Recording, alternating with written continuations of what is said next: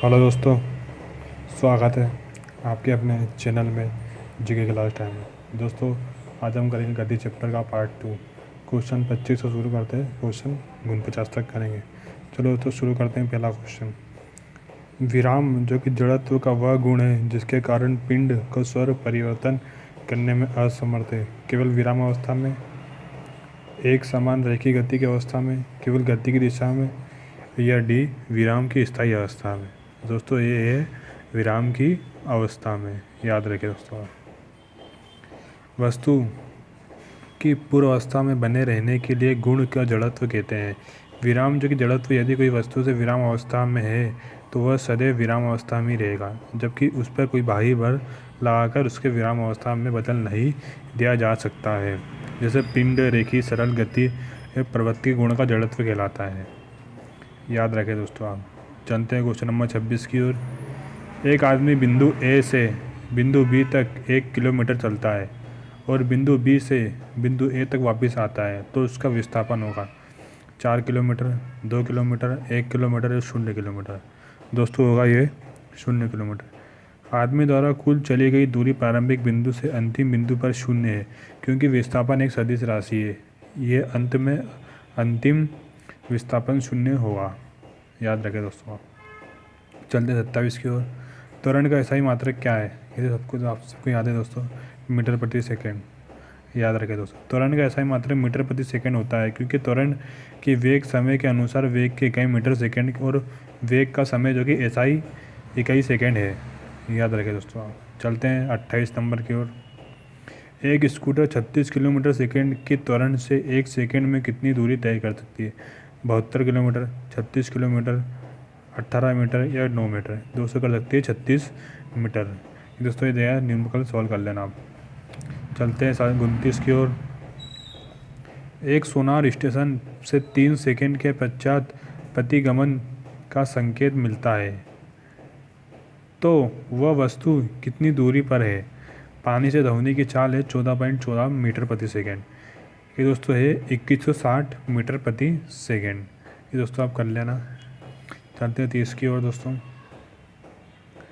जब अचानक बस चलती है तब बस में बैठा हुआ व्यक्ति पीछे की ओर गिर जाता है। इसका कारण है स्थिर आवर्धन, गति आवर्धन, संवेग या दिशा आवर्धन। ये दोस्तों है स्थिति आवर्धन। जब रुकी बस अचानक चल जाती है तो वो स्थिति आवर्धन के कारण बैठा हुआ व्यक्ति पीछे की ओर गिर जाता है, क्योंकि उसका शरीर ऊपरी भाग जड़त्व का ठहरा हुआ रहता है। याद रखें दोस्तों आप।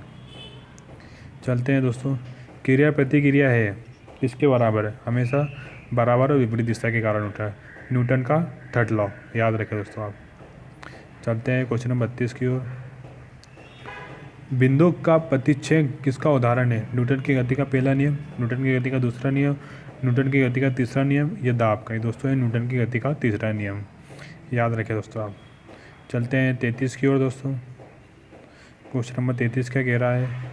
एक वस्तु 2r व्यास वाले वृत्ताकार पथ से गति कर रही है तथा आधे चक्कर के बाद इसका विस्थापन क्या होगा? 0, डबल RA, 2RA या 4RA। दोस्तों होगा इसका विस्थापन ऑप्शन नंबर सी, 2RA। याद रखें दोस्तों आप। पक्ष रक्षक का कार्य किस पर आधारित होता है? स्थिर आघूर्ण पर, गति आघूर्ण पर, दिशा आघूर्ण पर या रेखीय समय आघूर्ण में। दोस्तों होता है दिशा आघूर्ण पर। याद रखिए दोस्तों आप। चलते क्वेश्चन नंबर 35 की ओर। वेग से गति का एम द्रव्यमान की वस्तु की गतिज ऊर्जा होगी 1/2 द्रव्यमान वेग गुण 2 द्रव्यमान वेग या 1/2 द्रव्यमान वेग। इसको होगा 1/2 द्रव्यमान वेग। याद रखें दोस्तों आप। चलते 36 की ओर। निम्नलिखित में से कौन सी लंबाई की सबसे बड़ी इकाई है? मीटर, किलोमीटर, प्रकाश वर्ष या पारसेक। दोस्तों ये लंबाई की सबसे बड़ी इकाई है पारसेक। याद रखें दोस्तों। एक पारसेक 3 गुणित 6 की प्रकाश वर्ष का होता है। याद रखें। चलते हैं। आकाशगंगा की दूरी 5.6 गुणित 10 की पावर 25 मीटर है। माना कि प्रकाश की चाल 3 गुणित 8 मीटर प्रति सेकेंड है, तो प्रकाश द्वारा इस दूरी को तय करने में लगा समय क्या होता है? ये होता है 1.8 गुणित 10 की पावर 7 सेकेंड। याद रखें। चलते हैं 38 की ओर। जब एक कॉर्पोरेट की छड़ी से पीटा जाता है तो मिट्टी के कण किस कण से बाहर आ जाते हैं? स्थिर आघूर्ण से, गति आघूर्ण से, दिशा आघूर्ण से या संवेग संरक्षण से? ये दोस्तों आ जाते हैं ऑप्शन नंबर ए स्थिर आघूर्ण से। याद रखें, जब एक कॉर्पोरेटर की छड़ को पीटा जाता है तो वे मिट्टी के कण की स्थिर आघूर्ण से बाहर आ जाते हैं। याद रखें दोस्तों आप। चलते हैं 39 की ओर।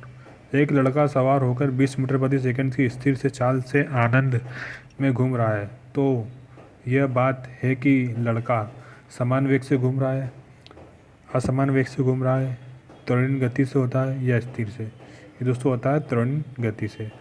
जब कोई वस्तु स्थिर में चला जाता है तो उसकी गति त्वरण गति कहलाती है, जो कि लड़के की गति के त्वरण गति इसका मात्रक है। याद रखें दोस्तों आप। चलते हैं 40 की ओर। तेल या ग्रीस की मशीन के घूमने वाले हिस्से पर क्या लगाई जाती है? घर्षण कम करने के लिए, घर्षण बढ़ाने के लिए, स्थिति घर्षण के सर्पी घर्षण परिवर्तन करने के लिए या सर्पी घर्षण को स्थिति घर्षण में परिवर्तन करने के लिए? तो होता है स्थिति घर्षण को सर्पी घर्षण में परिवर्तन करने के लिए। याद रखें दोस्तों। निम्न में से विषम को बताइए। बल, चाल, समय, घनत्व। दोस्तों ये समय। चूँकि बल द्रव्यमान त्वरण होता है, चाल दूरी बटे समय होता है, घनत्व द्रव्यमान बटे आयतन होता है, समय किसी अन्य पर निर्भर नहीं होता है, अंत में वह विषम है। दोस्तों सही है, समय किसी पर निर्भर नहीं होता है। चलते हैं, बल की इकाई क्या है? मीटर प्रति second, kilometre metre second -2, kilometre प्रति सेकेंड। दोस्तों ये किलोमीटर प्रति सेकेंड। बल की भौतिक राशि जो कि बल द्रव्यमान गुणित त्वरण होता है, जो कि ml2 -2 की इकाई किलोग्राम से मीटर सेकेंड है। याद रखें दोस्तों आप। चलते हैं 43 की ओर। स्थिर चाल से 5 ग्राम का द्रव्यमान का एक पेपर किसी भवन की छत से गिराया जाता है, तो उस पर लगने वाला बल है 0, 5N, -5N या ऑप्शन नंबर डी 0.5N। दोस्तों ये 0। याद रखें। बल का वह अवगुण की परिभाषा करता है। न्यूटन का प्रथम नियम, न्यूटन का द्वितीय नियम, न्यूटन का तृतीय नियम ये गति को प्रदर्शित करता है। दोस्तों ये न्यूटन की गति का प्रथम नियम।